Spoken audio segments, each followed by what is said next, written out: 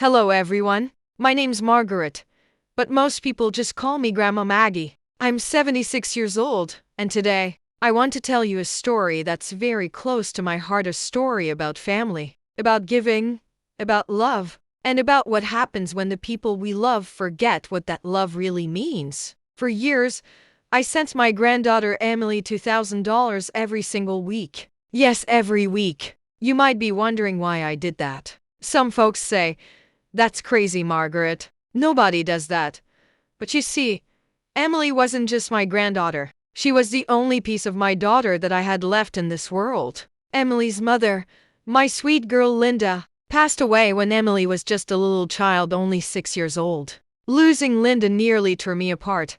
But Emily, she became my reason to keep going. Every smile, every giggle, every grandma, look what I drew. It gave me purpose. So, when Emily grew up and went off to college, I promised her that I'd always be there for her. She wanted to study art in New York, and oh, how proud I was of her. I remember saying, "Emily, honey, chase your dreams. I'll handle the rest." That's where the money started first. It was for her rent, then her tuition, and then, well, it just became a routine. Every Monday morning, I'd send $2,000. It wasn't a burden. I wasn't rich, but I'd saved all my life, and helping her felt like the best thing I could do. She used to call me every week, sometimes twice. We'd talk for hours about her classes, her art, her friends, her life in the city. I'd sit here in my little house, a cup of tea in my hands, just smiling at her voice through the phone. And then slowly, the calls started getting shorter. First 10 minutes, then 5, then a quick, "Hey grandma, I'm busy but I'll call you later." Later rarely came. I told myself, she's just busy. Kids these days, they've got work, they've got life, they've got the whole world at their fingertips. But inside, something felt off. There was a distance not just in miles, but in heart. I kept sending the money though, every Monday, because love doesn't stop when calls do. I told myself, maybe she needs it. Maybe it helps her focus on her dreams. Last December, I decided I wanted to do something special. You see, Christmas is my favorite time of year. The lights, the baking, the smell of cinnamon, the warmth of family. It's everything I live for. So, I thought, what better gift than to bring Emily home for Christmas? I called her. No answer. I texted her. No reply. I figured she was busy, maybe at work or out with friends. So I tried again, and again, and again. By the end of that day, my phone said 38 missed calls. 38 times I tried to hear her voice. And still, nothing. I sat here, in my living room, the Christmas tree twinkling beside me, the smell of cookies I baked just for her filling the air. And I just stared at my phone, wondering if maybe I'd done something wrong. I asked myself 100 questions. Did I say something that upset her? Did she meet someone new? Does she think I'm old-fashioned or annoying?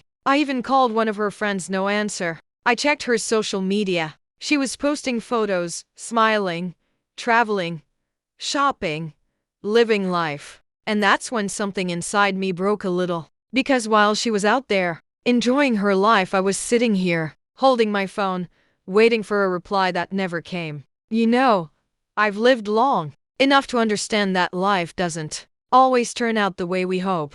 People change, priorities shift, but I never imagined that love, unconditional, selfless love, could be met with silence. That night, I sat on the porch, wrapped in my old shawl, staring at the stars. I whispered, "Linda, my sweet girl, where did I go wrong? Why does Emily feel so far away from me?" The next morning, I didn't send the usual $2,000. For the first time in years, I hesitated. My hand hovered over the transfer button, and I thought, does she even notice anymore? And that was the moment I realized something had to change. I decided I wouldn't chase her anymore, at least not with money. If she wanted to talk, I'd be here. If she wanted to visit, my door would always be open. But I wouldn't keep buying her love. I wanted to know if my granddaughter still loved me, not my wallet. So that day, I went into town, bought a small Christmas card, the kind with a little snow-covered house on it, and I wrote a simple note inside. Merry Christmas, Emily. Grandma loves you always. I mailed it, and that was all. Days passed, then weeks. Christmas came. The house was quiet, but it was peaceful. I baked cookies anyway, hung stockings, and even played her old holiday songs. I smiled through it all, because even though I missed her, I still believed deep down that love would find its way back. And little did I know, it eventually did, but not in the way I expected. A week after Christmas, I woke up to the sound of the postman's truck outside. I wasn't expecting anything. Maybe a late card from a neighbor or one of those charity envelopes that come every January. But when I opened the door, there it was, a small white envelope with my name written in handwriting I'd know anywhere. Emily's. My heart jumped. I stood there for a moment, holding it with trembling hands. I smiled, then whispered, "Thank you, Lord." I made myself a cup of tea, sat in my favorite chair by the window, and opened it slowly like it was something fragile, something sacred. Inside was a short note. "Hey Grandma, I got your card. I've been meaning to call, but life's been so busy lately. Thank you for everything you've done for me. I'll come visit soon. Love, Emily." It was only 3 sentences, but to me, it felt like the sun had finally broken through the clouds after a long winter. I whispered, "She remembered me." That night, I slept peacefully for the first time in months. I dreamed of her walking through that front door again, her laughter filling this quiet old house. Days turned into weeks, and every sound outside made me peek through the window, thinking, maybe it's her. But no car came, no knock on the door. Still, I kept believing, because when you've loved someone your whole life, hope becomes a habit. Then, one cold February morning, I got a phone call from an unknown number. I hesitated for a second before answering. "Hello?" A familiar voice said, "Grandma." My heart nearly stopped. "Emily? Honey, is that you?" "Yeah," she said softly. I wanted to hear your voice." I felt tears well up instantly. "Oh, sweetheart. You don't know how happy I am to hear that." She sighed. "Grandma, I'm sorry I've been distant. Things have been hard. I've been trying to make it on my own, to prove I can do something with my life. I didn't want you to think I only cared about the money." I paused, holding the phone close. "Emily," I said gently, "I never needed you to prove anything. You were already everything I could ever want." She sniffled on the other end. "I know, Grandma.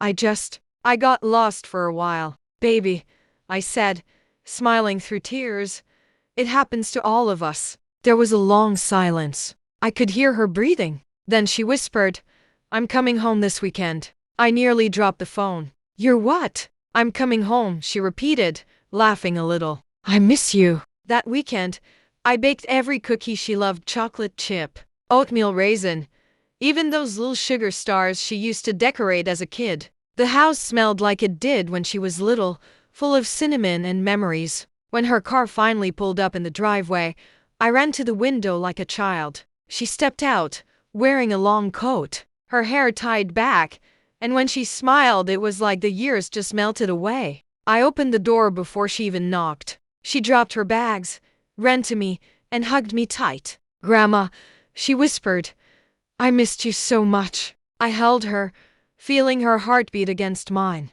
and I said, "I missed you too, sweetheart. More than you'll ever know." For hours, we sat by the fire, really talking. She told me about her job, her struggles, her dreams. I listened to every word. She even laughed when I brought out an old photo album and showed her the picture of her first day at kindergarten. Hair in 2 crooked pigtails, chocolate on her face. "Grandma," she said, giggling, "I can't believe you still have this." "Of course I do," I replied. "I kept every piece of you." That night, as she went to bed in her old room, I looked up at the ceiling and whispered, "Thank you, Linda."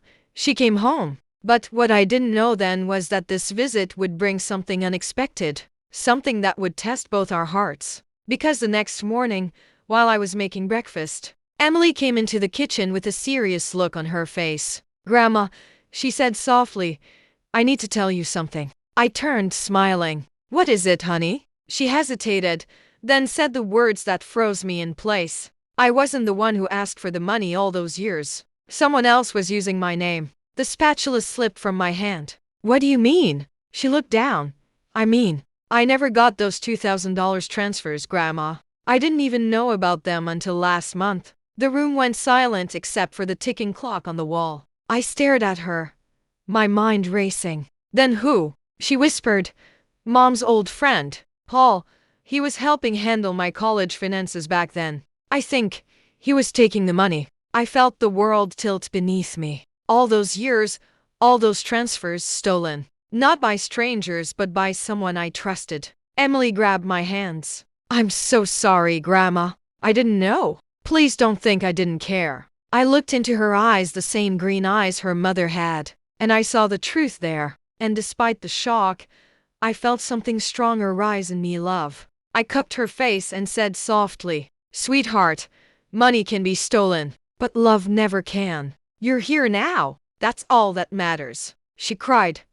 I cried. We just held each other. And in that moment, the years of distance, silence, and misunderstanding simply faded away. Sometimes life takes us through storms not to drown us, but to wash away what doesn't matter. That day, I realized, love doesn't need proof or payment. It just needs presence. You know, when you get to be my age, you think you've seen everything, but nothing prepares you for the moment you realize years of love and sacrifice were twisted by somebody else's greed. That morning after Emily's confession, I sat at the kitchen table with a cup of coffee gone cold, staring out the window. The snow was falling softly, covering the front yard in white, so peaceful, so clean. It felt almost cruel that the world could look that calm when my heart was spinning like a storm. Emily sat across from me, her hands folded tight. Grandma, she whispered, I can prove it. I found the records, emails, receipts,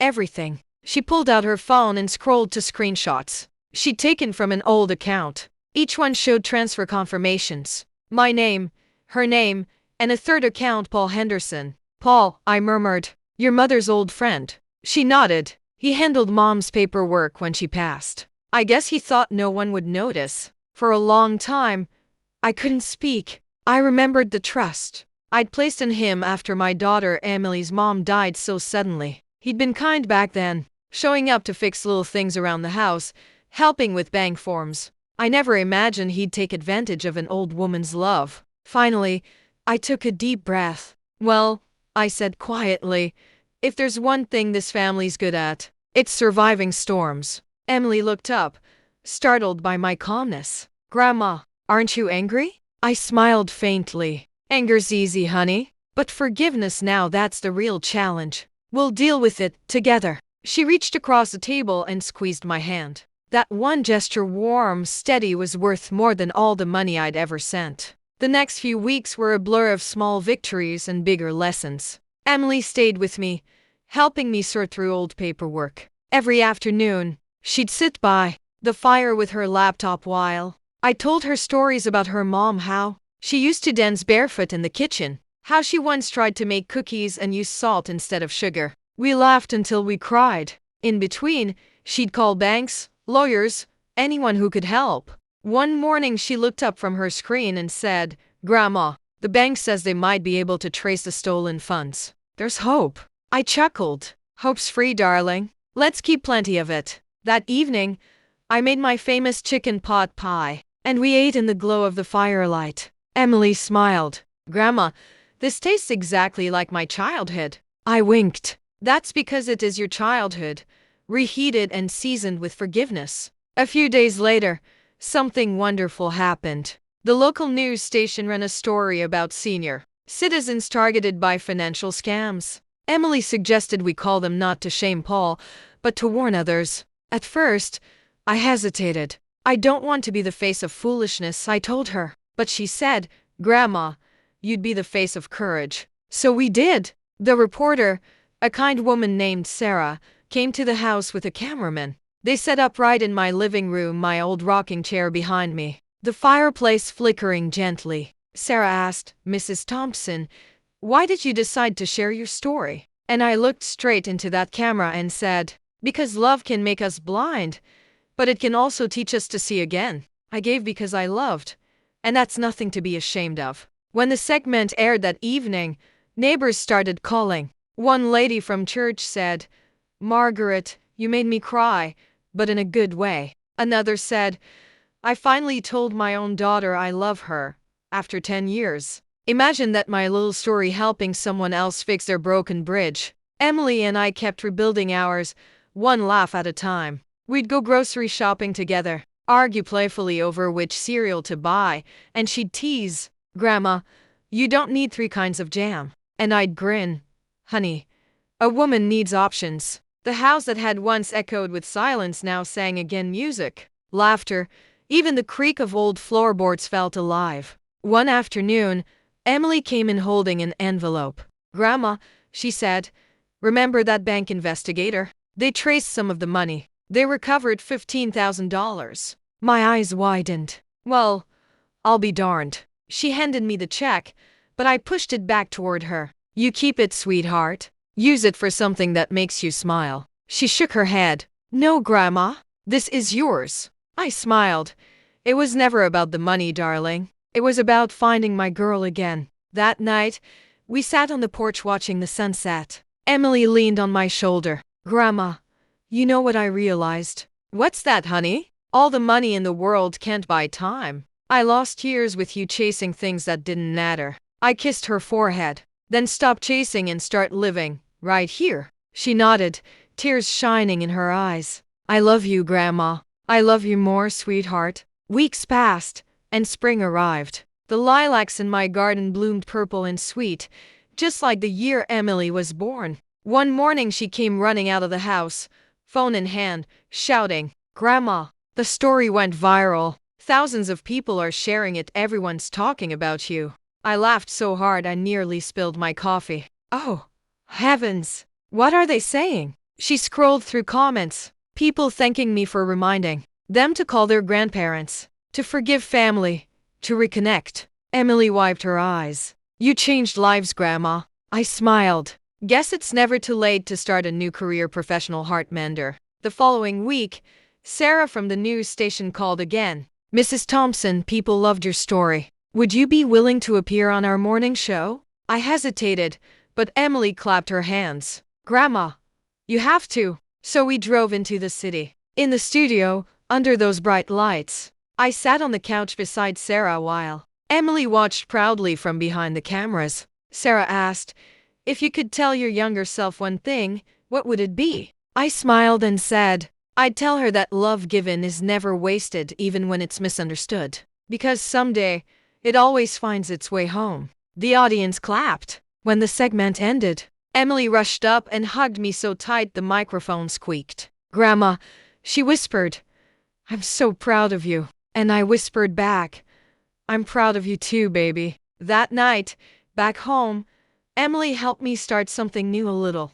YouTube channel called Grandma Margaret's Truth. She said, "You already touched hearts once. Let's keep doing it." So we set up a camera in my living room, the same spot where I'd told my story for the news. I looked straight into the lens and said, "Hello, my dear ones. My name is Margaret, and I've learned that forgiveness can turn the darkest winter into spring. If my story made you smile, please subscribe to my channel. Let's keep the light of kindness alive together." Emily hit stop, then hugged me from behind. "Perfect," she said. "Absolutely perfect." The video went online that night. Within days, comments flooded in, thousands of strangers calling me Grandma Margaret, sharing their own stories of love, loss, and forgiveness. And every single one reminded me that pain, when shared, becomes something beautiful. I guess that's what I want people to know. You can lose money.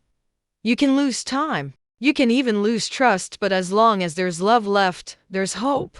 And sometimes that's all we need. I never imagined that at my age, I'd be starting something new, something exciting, something that would touch so many hearts. But here I am, sitting in my little living room, talking to all of you through this camera, sharing stories about life, love, and family. After Emily and I reconciled, after the silence and confusion faded, we realized something important. Our story wasn't just ours. It belonged to anyone who had ever felt abandoned, ignored, or misunderstood by someone they loved. Emily and I decided to start a channel together, not just to tell my story, but to help people see that forgiveness and love can heal almost anything. We called it Grandma Margaret's Truth, because the truth is, life isn't perfect, family isn't perfect, and sometimes love looks messy, but it's always worth it. The first few videos were simple. I sat in my rocking chair by the fire, sharing little truths about life, how to handle disappointment, how to stay kind when others forget you, how to forgive without losing yourself. Emily would adjust the camera, make sure the lighting was good, and sometimes she would whisper, "Grandma, you sound amazing." And I'd smile, feeling that warm pride bubble inside me. Our very first upload told the story of the $2,000 I sent every week, the 38 missed calls, and how Emily came back to me. I could see her watching nervously from behind the camera, biting her lip, worried people might judge. But when the video went live, the response was overwhelming.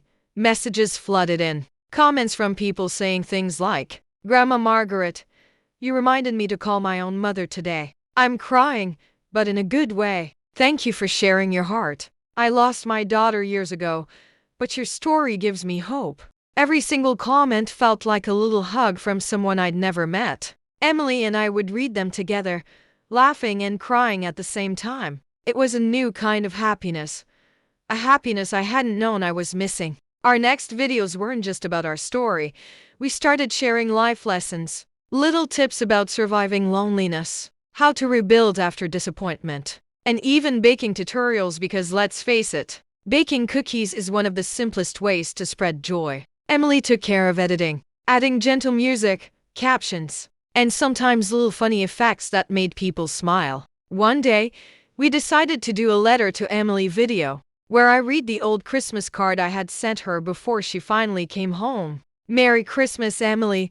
Grandma loves you always." I told the viewers how important it is to reach out, even if someone ignores you, even if it hurts. Emily smiled behind the camera and whispered, "People really need to hear this, Grandma." And I realized she was right. Sometimes the simplest words spoken from the heart can change a person's entire day. After a few months, our little channel had grown. We started receiving emails from people asking for advice, or just someone to listen. I would sit in my rocking chair, a cup of tea beside me, and reply to as many as I could. Emily helped, of course, and together, we became a team, a grandmother and granddaughter duo that understood the value of connection. One afternoon, an email arrived from a woman named Sophie. She wrote, "Dear Margaret, my daughter hasn't spoken to me in years. I feel abandoned and angry. Watching your videos reminded me that love survives. Thank you for sharing your story."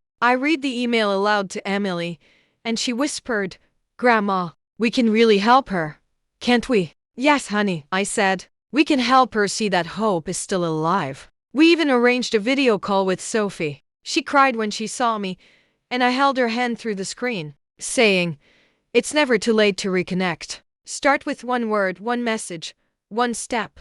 By the end of that call, Sophie promised she would try, and Emily and I both knew we had made a difference. As spring turned to summer, Emily and I began planning small meetups. People from all over the country wrote to us saying they wanted to meet Grandma Margaret and share their own stories. We organized a little gathering in a local community center, and I baked cookies, while Emily helped set up chairs and a projector for slides. When the day came, I walked into the room full of strangers and smiled. Some had tears in their eyes. Some looked nervous, but everyone was eager to listen. I told my story again, how I sent Emily $2,000 every week, how I waited through 38 missed calls, and how love and patience finally brought her home. Afterward, people came up to hug me, shake my hand, and share their own experiences. One man whispered, "I haven't spoken to my mom in 5 years. I think I'm ready now." And just like that, the circle of love grew larger.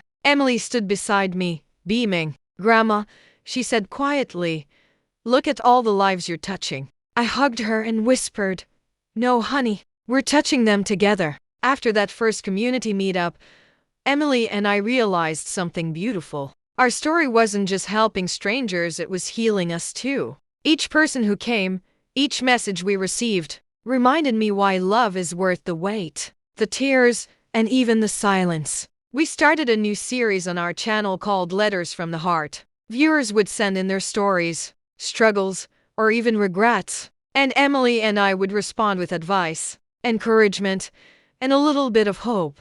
Some letters were heartbreaking parents who hadn't seen their children in years, grown kids who had drifted away, families torn by misunderstandings. Others were hopeful, sharing small moments of reconciliation, like a teen saying "I'm sorry" to a parent for the first time. I remember one particular letter from a woman named Caroline. She wrote, "Grandma Margaret, I haven't spoken to my mother in a decade. I don't even know if she wants to hear from me. I've tried to forgive myself, but I can't forgive her. Can you help?" I read the letter aloud to Emily. "Oh, Grandma," she said softly, "you have to help her." So I filmed a video just for Caroline. I looked straight into the camera and said, "Caroline, forgiveness isn't easy. But it's not about them, it's about you. Holding on to anger keeps your heart locked away. Let go." Send her a message. Take the first step, even if it scares you. You are braver than you know. 2 days later, an email came from Caroline. She had called her mother. They talked for hours. Tears, apologies, laughter. A bridge rebuilt. Emily and I cried together reading her words. "This," I said, "is why we do this." Emily and I also shared lighter moments on the channel, baking tutorials, holiday crafts, and little stories from my past. We wanted people to see that life isn't only about hardship, it's about the small joys too. One video, where Emily helped me decorate cupcakes in the shape of snowflakes, went viral. Thousands of people shared it with their grandchildren. Comments flooded in. "I baked these with my grandson today. Thank you, Grandma Margaret. You make me want to call my grandma right now." I realized something important. Connection can take many forms. Sometimes it's letters, sometimes it's money, sometimes it's simply being there to listen, laugh, and love. Through all of this, Emily and I grew closer than ever. We spent long summer afternoons in the garden, planting flowers I had loved since my childhood. "Grandma," Emily said one day, "I never realized how much I missed this. Just being here with you." I took her hand. "Honey, life gets busy. People forget what matters. But the important part is that we're here now." One evening, while the sun set behind the lilacs, Emily looked at me seriously. "Grandma, I want to do more. I want to help people like you do. Can I?" I laughed softly. "Emily, sweetheart, you're already helping. You helped me when I needed you most. That's the start of everything." And she nodded, a little determined smile on her face. That's when I knew our story wasn't just healing me, it was healing her too. Soon, our channel attracted a larger audience. People started sending gifts, letters, homemade crafts, even small donations for community projects. Emily and I decided to use that money to help families in need during the holidays. We bought groceries, toys, and winter coats for children whose parents were struggling. I felt my heart swell every time I saw a child smile, knowing that something as small as our videos could bring so much joy.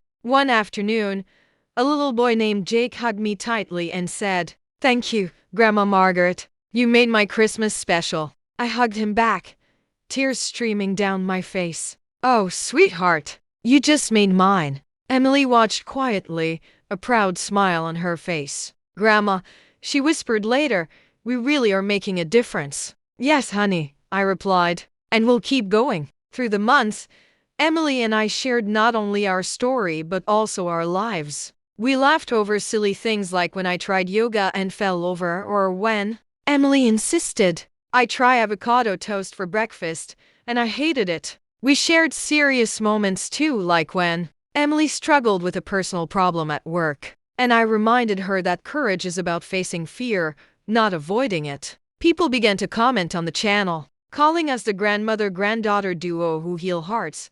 I smiled at that. I never imagined our little living room would become a place of such hope.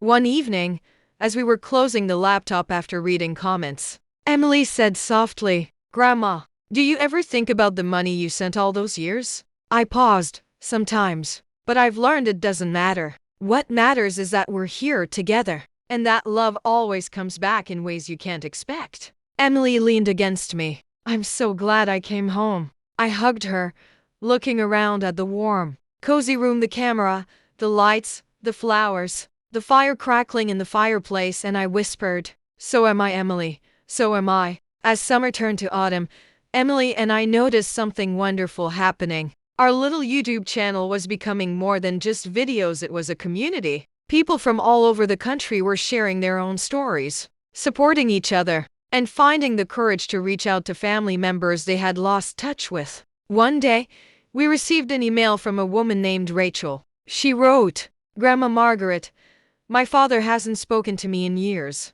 I watched your video about forgiveness, and I realized I'm scared of losing him forever. Can you help me?" Emily and I exchanged glances. "This is exactly why we started this," I said softly. "So we recorded a special video for Rachel." I looked into the camera and said, "Rachel, reaching out doesn't make you weak. It makes you brave. One message, one call, one word. That's all it takes to begin mending what's been broken." Within a week, Rachel emailed back, telling us she had called her father and that they were talking again. Emily and I cried together. "See, Grandma?" she said.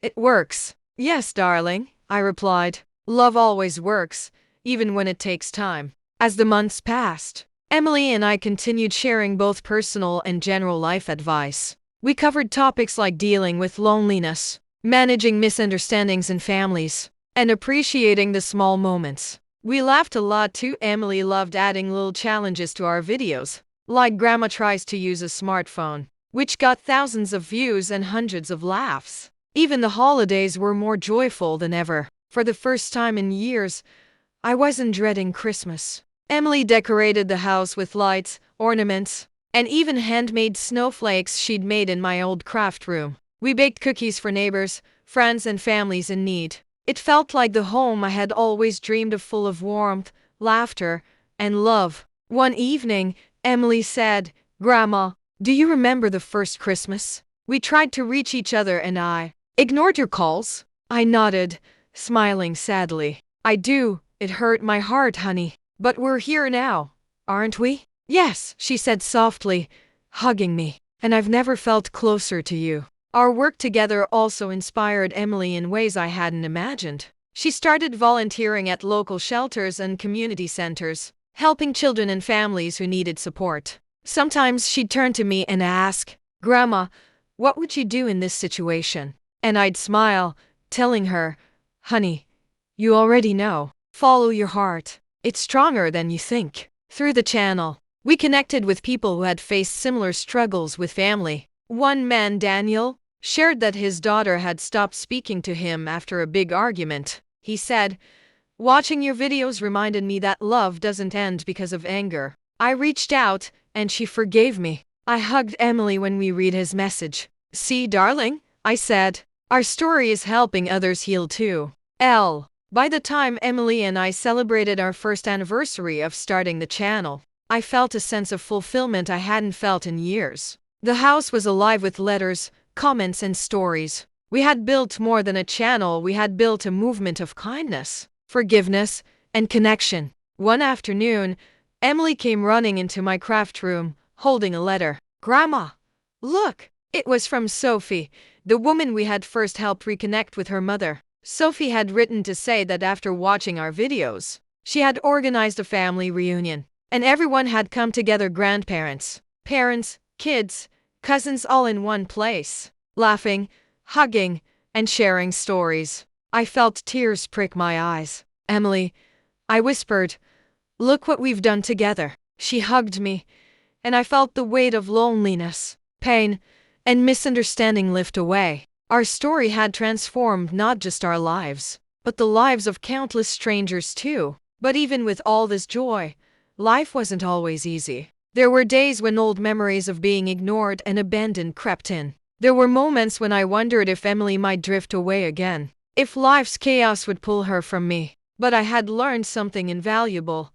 Love isn't measured by distance, money, or silence. It's measured by the willingness to keep showing up, to keep caring, and to keep believing. One quiet evening, as Emily and I watched the sunset from the porch, she turned to me and said, "Grandma, I think we've come full circle. You saved me, and now we're saving others." I smiled, holding her hand. Yes, darling. That's the beauty of love, it never stops giving. After months of reconnecting with Emily, growing our channel, and helping families all over the country, I realized something.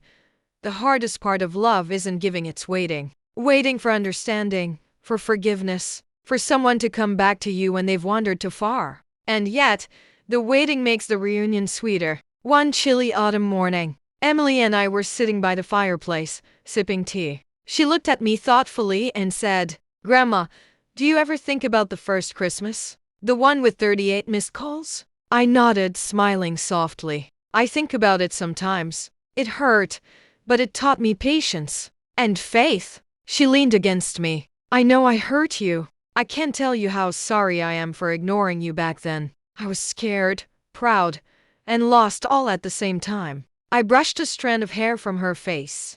"Honey, I never blamed you. I only hoped you'd come back when you were ready. And here you are." That was the moment I realized something important. Forgiveness is a gift you give yourself as much as anyone else. Emily's apology wasn't just words. It was proof that love can heal even the deepest wounds. We decided to celebrate our reunion in a special way. Emily suggested inviting all the people whose lives we had touched through the channel for a holiday gathering at my house. I was hesitant at first. My little living room wasn't large, but Emily insisted. "Grandma, it doesn't matter how big the space is. What matters is the hearts gathered inside." So we began planning. We baked cookies, decorated the house, and even set up a little corner with crafts and games for children. We sent out invitations through our channel and local community boards, asking people to come share stories, reconnect with loved ones, and celebrate love and forgiveness. The day of the gathering arrived, and I couldn't believe my eyes. The front yard was filled with cars from people I had never met, but whose lives I had touched. Neighbors, subscribers, friends, and families. They all came with smiles, tears, and hope. Emily hugged me as we opened the door. "Grandma, look at this. You did it." I smiled through tears. "No, honey, we did it." Inside, the house was alive with laughter, music, and the smell of baked treats. Children ran through the hallways, waving little crafts they had made, while adults shared stories of reconnections, reconciliations, and forgiveness. I felt a warmth in my heart I hadn't experienced in decades. The warmth of love returned, multiplied by the kindness of others. One young woman came up to me, holding her grandmother's hand. "Grandma Margaret," she said, "your videos inspired me to call my grandmother for the first time in years. She came. We cried. We laughed. We healed. Thank you." I hugged her tightly, whispering, "I'm so proud of you, darling. You did it. You reached out, and you found her heart." Emily squeezed my shoulder. "See, Grandma? This is the real magic. You taught me love, and together we're teaching the world." I nodded, tears streaming down my cheeks. "Yes, darling, together." Later that evening, after everyone had left, Emily and I sat by the fire, exhausted but happy. "I can't believe how many lives we touched today," she said softly. I smiled. "Neither can I, but it's proof that love, patience, and forgiveness always find their way home." She looked at me, eyes shining. "Grandma, thank you for never giving up on me, for always believing I'd come back." I took her hand. "Emily, sweetheart, you didn't need to come back for me. You needed to come back for yourself. And I'm proud you did." We sat together in silence, watching the fire flicker, feeling a bond stronger than ever, motherly, grandmotherly, and filled with unconditional love. After the holiday gathering, Emily and I settled into a new rhythm. Every morning, we would make breakfast together, talk about our plans for the day, and check messages from our viewers. The house, once silent and lonely, was now filled with laughter, warmth, and the constant hum of life. Emily had started working on her own projects to helping families connect, volunteering, and sometimes co-hosting our videos. I watched her grow into the strong, compassionate woman I always knew she could be. And I felt a deep sense of pride, knowing that all those years of patience, all those missed calls, and all the love I had poured into her had finally come home. One afternoon, as we were organizing letters and comments from viewers, Emily paused. "Grandma," she said softly, "look at this." Someone wants to meet you, travel all the way from New York just to thank you. I smiled, touched. Well, honey, I suppose the world's bigger than I thought. When the visitor arrived, a young man named Ethan, he hugged me tightly and said, Grandma Margaret, your story inspired me to reconcile with my father. We hadn't spoken in 10 years. You gave me courage. I held his hands. Ethan, it wasn't just me, it was all the love you carried in your heart. You just needed a little reminder. Emily whispered beside me. Grandma, look at the ripple effect. Every person we help spreads love further. And I realized she was right. Our story was no longer just ours, it belonged to everyone who needed hope, forgiveness, and connection. As spring approached, Emily and I decided to take a short trip together to celebrate our reunion and reflect on the journey we shared. We chose a quiet cabin near the mountains, surrounded by pine trees and a flowing river. Sitting on the porch one evening, wrapped in blankets and sipping tea, I said, Emily, do you remember the first Christmas you ignored my calls? She laughed softly, tears glistening in her eyes. I do, and I'll never forget how patiently you waited for me. I reached over and held her hand. That's what love does, darling. It waits, it forgives, and it finds its way home. She leaned her head on my shoulder. Grandma, I've learned so much from you. About patience, kindness, and never giving up. I whispered, and I've learned from you too, honey. About courage, growth, and the beauty of returning home. Back home, we continued our channel, expanding our outreach. We shared stories of reconciliation, forgiveness, and love restored. The messages kept coming, people reaching out to parents, grandparents, children, and friends they had lost touch with. Every video, every letter, every smile reminded us that the hardest part of love is waiting, but the reward is always worth it. Emily and I often sat together at night, reflecting on how far we'd come. I never imagined we'd touch so many lives, she said quietly. I did, honey, I replied. I just didn't know it would happen through a camera. And then one evening, Emily looked at me, her eyes shining with joy. Grandma, I think we've truly come full circle. I nodded, smiling. Yes, darling. From the pain of missed calls to this, the love we share, the people we help, it's all come together. I leaned closer to the camera and whispered to our viewers. Remember, my dear friends, it's never too late to reach out, to forgive, or to heal. Life may take us on unexpected journeys, but love always finds its way back. And when it does, it's more beautiful than we could ever imagine. Emily hugged me from behind, and I smiled, feeling the warmth of family, the power of connection, and the triumph of love over loneliness. I can hardly believe how far we've come from those lonely days of waiting by the phone, to a house full of laughter, love, and visitors from all over. Emily and I have learned something incredible. Love, patience, and forgiveness can heal even the deepest wounds. The last few months have been nothing short of magical. Emily and I continue running our channel, connecting with families, sharing stories, and helping people find their way back to each other. But more importantly, we've built a life that feels complete, a home full of warmth, joy, and endless memories. One sunny morning, Emily came into the kitchen holding a stack of letters. Grandma, look at all these messages from people whose families you've helped reconnect. I smiled, feeling tears well up.